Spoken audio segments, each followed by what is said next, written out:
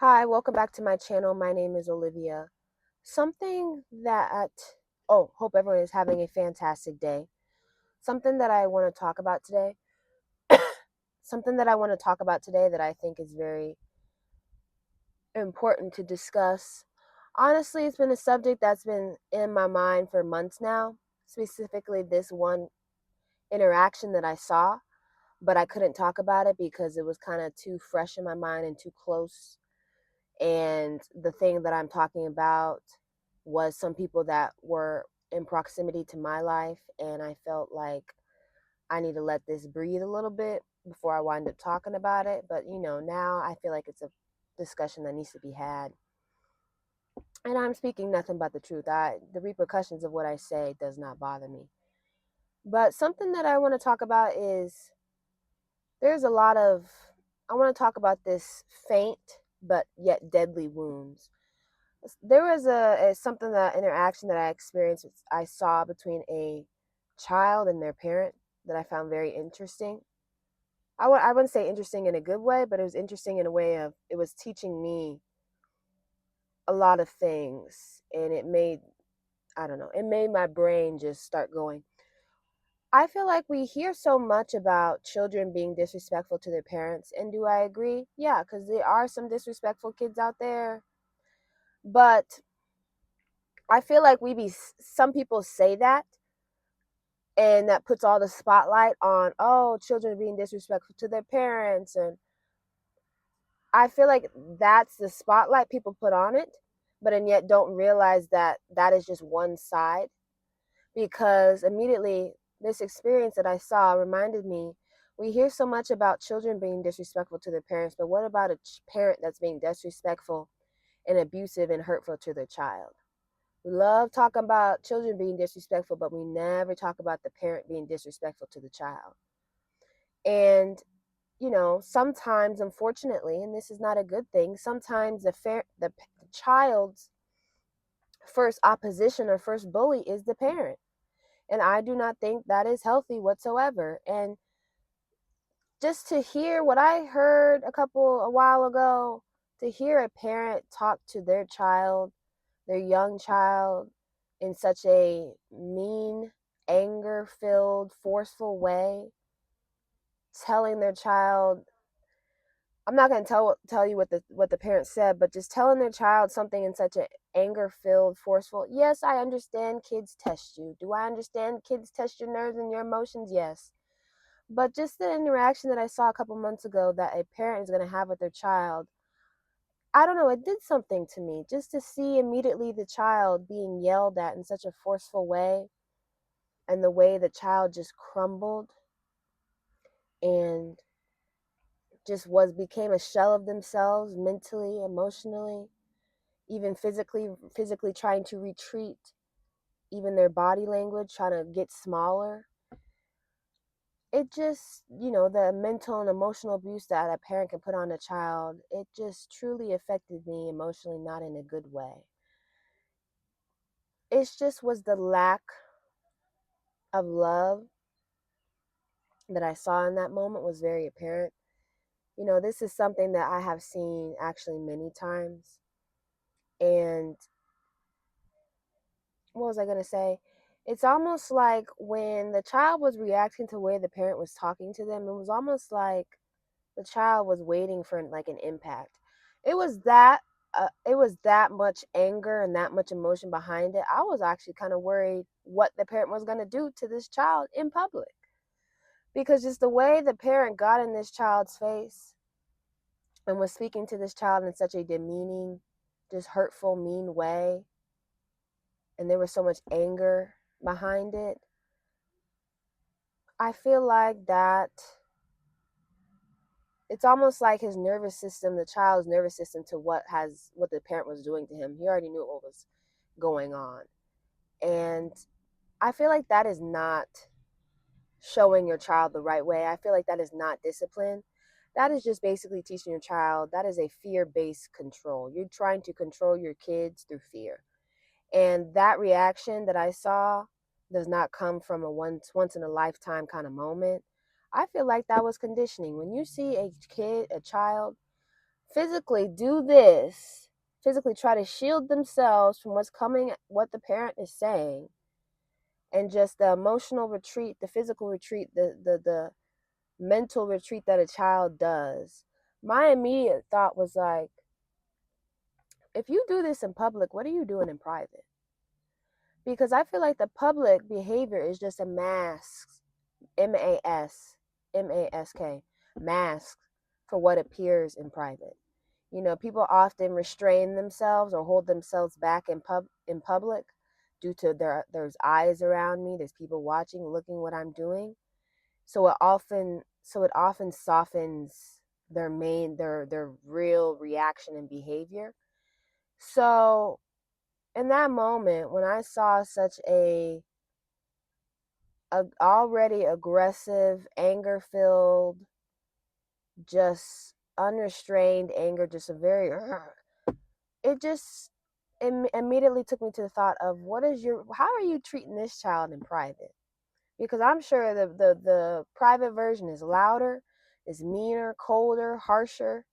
I wouldn't even be surprised if it's physical. It honestly would not surprise me, because my first thought immediately went to, this is like intimidation, emotional intimidation.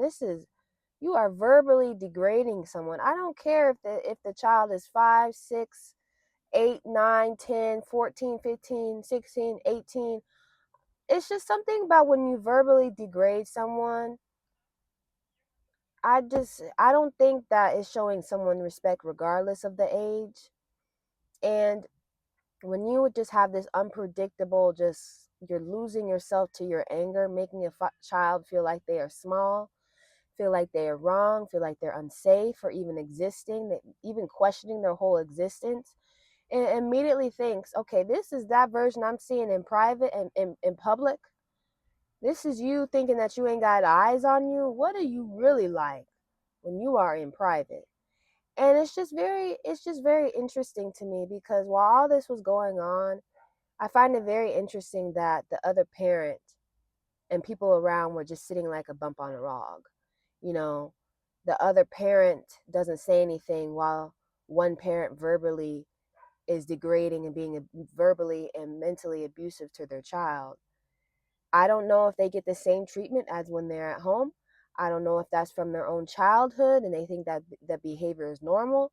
Maybe it's from their own childhood conditioning that they think, oh, when this happens, I just sit still, I just freeze, and maybe I'll ignore it and maybe it'll go away. I don't know. I don't know if both parents were abusive to each other, so it feels kind of normal to take out the anger on the children. I simply do not know. But all I know is, over time, when you continually continue to do this to your children, you verbally degrade them, you are very anger emotional, in an emotional mental way. I feel as though over time, I feel like a lot of parents don't realize that the things that you do to your kids winds up eventually becoming that child's inner voice. Because I was watching a podcast one time and the psychiatrist mentioned that, you know, and immediately my mind went to this. Suicide is like the highest level of an identity crisis, because you have to hate yourself so much that the identity that you have with yourself, you want to kill the largest part of yourself. And even when you don't, you're hurting so bad, whether that's something that happened to you, something someone's doing to you, I'm not for sure. But you do this and then you say, okay, if I do this, I'm no longer hurting. The people around me won't bother me no more. I don't have to feel like I'm a shell of myself. I don't have to feel like I'm a problem to everybody else. I should have just never been here. And it just further gave this. Okay, I'm not going to go that deep, but I feel as though when a child who grows up is constantly being talked down to, is constantly being shamed in public, is constantly being treated as a inconvenience, a liability rather than an asset to those parents' lives, is constantly being corrected with a lot of anger, with a lot of rage, instead of guidance and actual patience, and a lack You're a parent.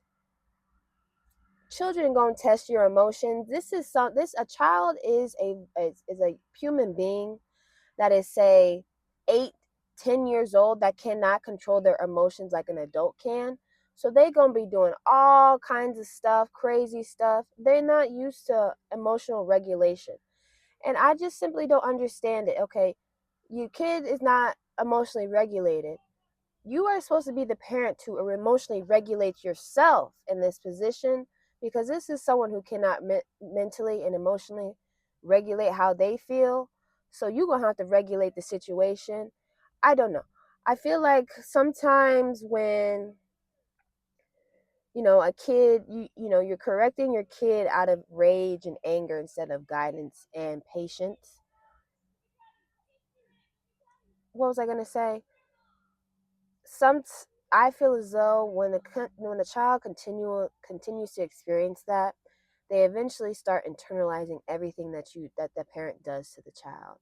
They start. I've seen it. I've seen it in this kid's eyes.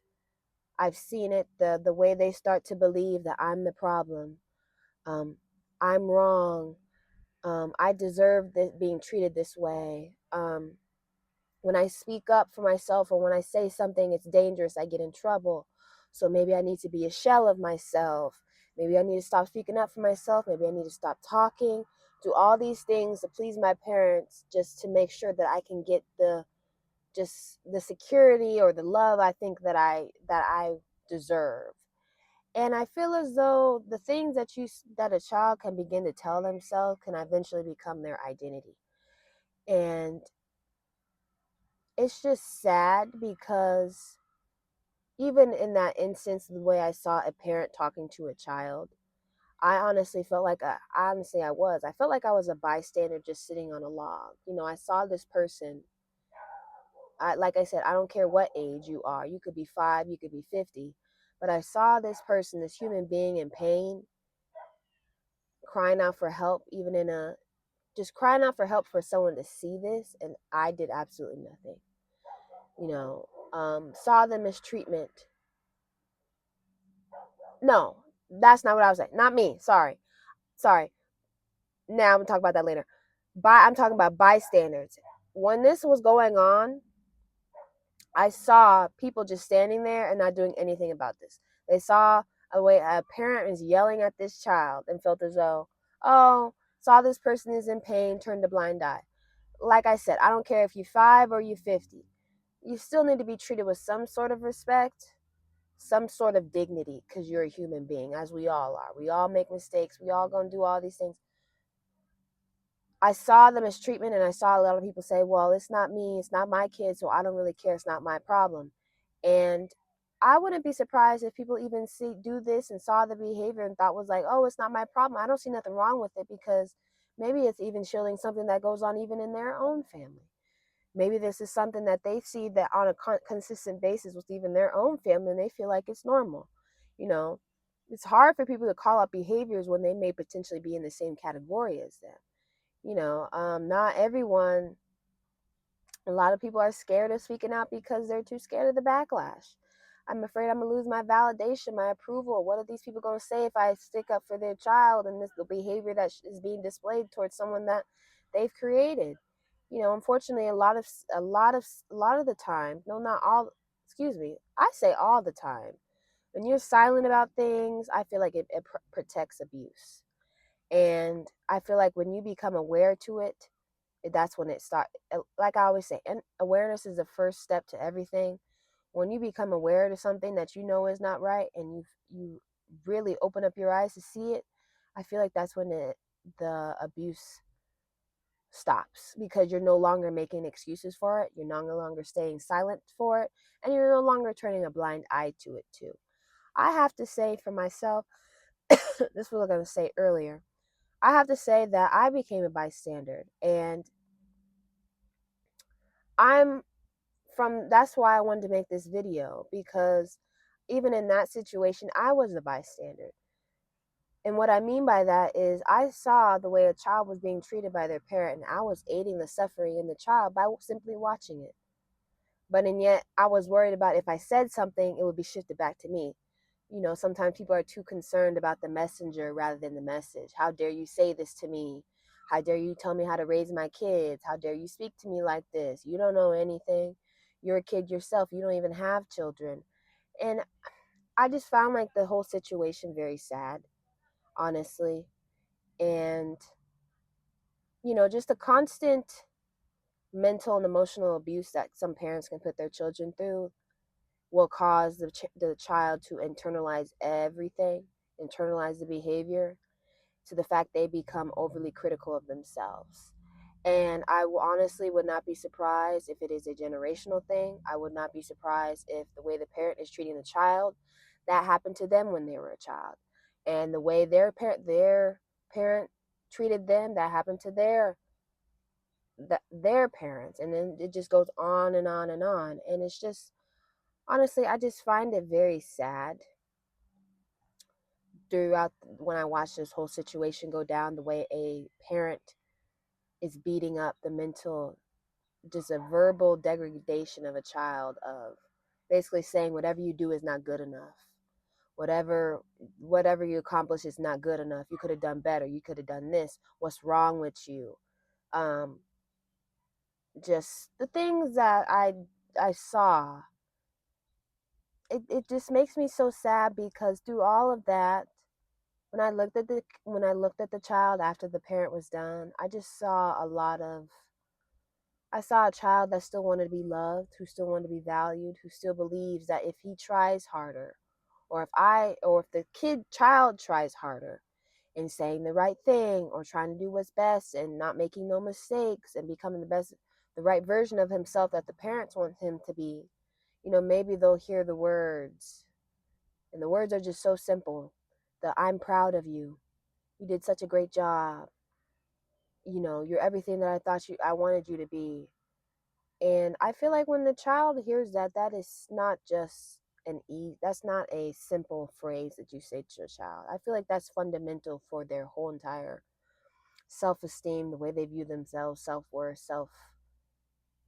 self-love, is just when they hear their parents, and their parents let them know that they're proud of them. I know what it feels when I used to hear when I was younger from my parents, that I'm proud of you. Regardless if I did 100%, regardless of just if I did was A plus, the top of the top of the top, just to know that they were proud of me just simply trying, and regardless of the results, regardless of what happened, were simply just proud of me, just me. I know what it feels like to hear that, because I mean, it just sends me over the moon when I hear it from my parents. But just to know that a child may not hear those things from their parents, from the very people that are supposed to love them, that birthed them. It just tells a child when they hear that you're safe, you're loved, I love you. You're enough without performing. You're enough without being 100%. You're enough without getting an A plus every single time on every single test and every single assignment that you get from school and homework assignment. Lets a child know that you belong. And when that affirmation is missing from a child's life and they never get to hear it, or never get to even just feel the feeling, just feel it,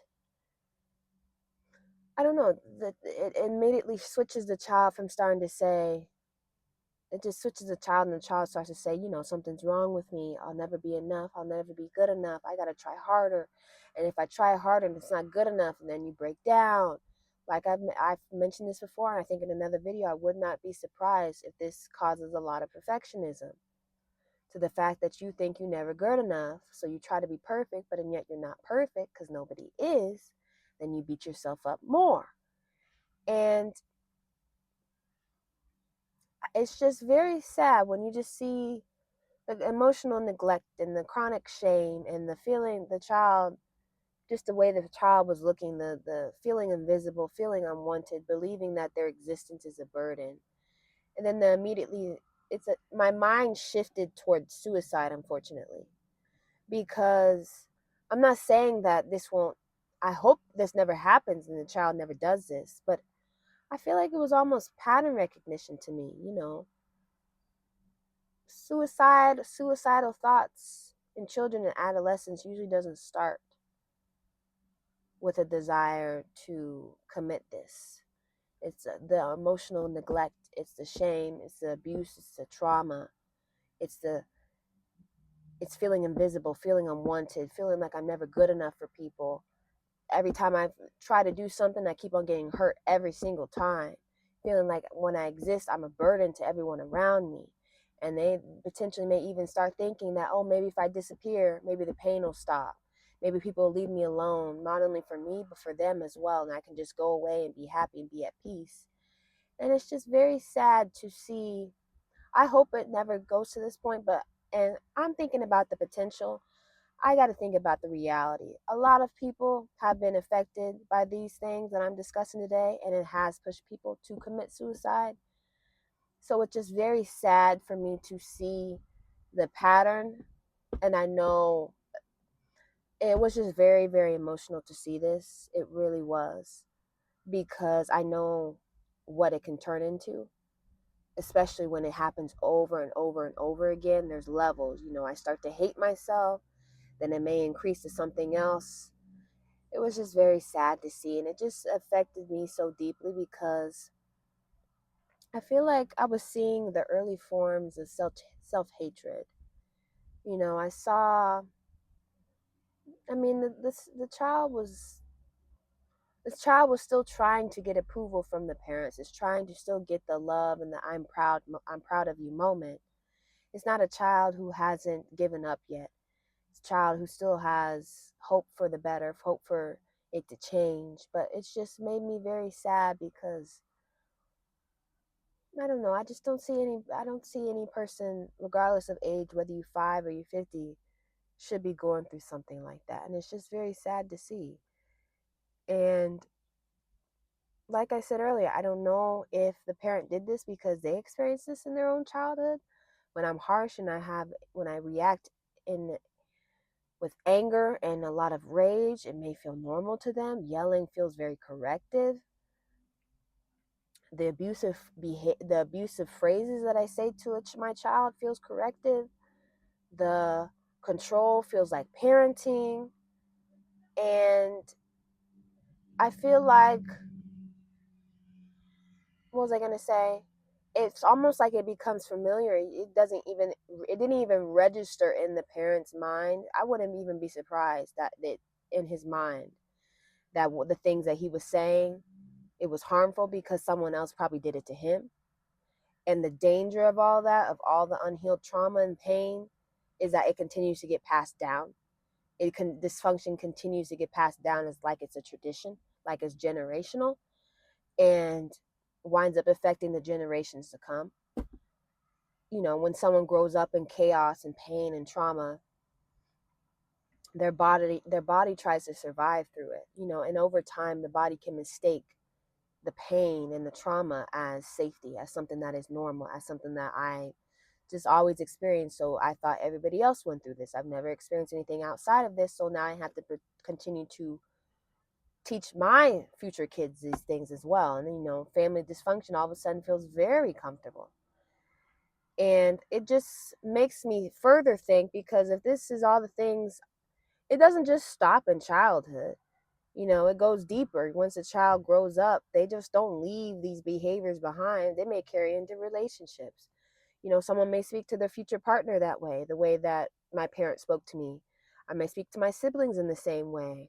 Or either he may become, the child may become like the parent that used to yell at him, or the other parent who did nothing about it. Maybe they'll become like the parent that just sat there like a bump on the log and didn't see no problem in it with the behavior. Once again, I don't know, because if you experience this as well in your childhood, or maybe your spouse is doing the same thing to you, so you see really nothing wrong with it, or you're fearful of even your spouse. I don't know if it's something that goes back all to childhood and you think that it's normal, or I don't even know if it even childhood, it brings you back to the state of when you were a child. And the best thing that you learn is, in times of confrontation and problems, if I just pretend and I ignore it and pretend like it's not happening, it'll go away. Or even this, once again, does it move even further? Do you start accept even your partner or your spouse talking to you like that? Do you start to confuse control with care? Do you confuse fear with respect? And your body starts to think, your mental state, your emotional state, your physical state starts to think, oh, this feels like home, or I feel comfortable, or nothing's wrong with this, everything's fine. I feel like that's how trauma just continues to reproduce itself, continues to dysfunction, and it starts winds up becoming generational. If it feels familiar, it must be healthy, even when it's not. And I just feel like this might have been everywhere, but I feel like this is just a very serious discussion that I wanted to talk about, is because it's not only about hurt feelings, or if maybe it's something that happens once in your childhood. I feel like when you hear this as a kid and you are young, when I mean young, these are the moments, the years of your life where your identity and who you are is being formed. And that's when children learn what love sounds like, how conflict is handled, what my mom did, what my dad does, what does authority feel like, what do I deserve. And if all those lessons are rooted in fear, and are rooted in shame, and are rooted in anger and pain and trauma, it's very unfortunate, because the child does not grow up to be a secure adult. They grow up to be someone who either repeats the harm and repeats the behavior, the generational dysfunction, or winds up to tolerate it. Or then even this, sometimes it's both of them. And it's just, I don't want to say it's interesting, and I don't want to say it's amazing, because it's not something to be proud of, but it's just something that I want to continue to recognize and become aware of, because it just teaches me a lesson. I saw a lot of untreated, some faint yet deadly wounds, some those silent wounds that you don't hear until it's too late. I saw a lot of untreated wounds that day that wind up becoming generational trauma and wind up becoming a generational tradition. I saw how silence becomes permission. And when you're silent, you start to endorse the things that are going on, and the pain and the trauma, and how awareness actually, what did I say earlier? Awareness actually brings light to it, and the things that are going on, because you're not going to allow it to continue, and you're going to interrupt it. I saw how it was this is how I was raised can turn into, this is how I will raise my kids, this is how I will raise my daughter, this is how I will raise my son. I will raise them to experience the same things I experienced, whether that, even if it's pain, trauma, all the negativity, because I thought it was normal, because that's all I experienced in my childhood, and how it can be passed down over and over and over again. And I just feel like today, it just showed me, this whole experience that I saw a couple months ago just really showed me how these are little silent little wounds, silent little jabs that can wind up turning very deadly very quickly. It may not be the first time, but what is it? You die by 1,000 cuts, or something like that, that quote. Just being cut over and over and over and over and over again. It's very faint. Get cut once. It may not hurt you, but you get cut 1,000 times, 10,000 times, it can do some damage. And it's just something that I wanted to bring light to, because I think it's just very important. Like I said earlier, we talk so much about children being disrespectful to parents. And yes, there are some disrespectful kids out there. I'm not going to front with you, that need correction, but need correction in a way of patience, and being corrected by love, not being corrected by anger and uncontrolled emotions and rage. Because, and like I said, maybe that parent is doing that because they were disciplined in the same way, but it's just not a way that I would want to. Me personally, this this experience that I saw taught me a lot. If I ever have children, it's not a way I would want. It just opened up my eyes. It was a lesson for me in the things that not only how I treat a kid, but just how I treat people overall in general. Whether you're a child, you're 5 years old, you're 50 years old, whether you're my kid or not, just how I treat any human being just taught me a lot. And hopefully, I know this video might have been all over the place, but this is just me rambling about something that I just feel like needed to be discussed, and I felt like now was the time. But I hope everyone has a fantastic day today. Um, yeah, and I'll see you guys next time.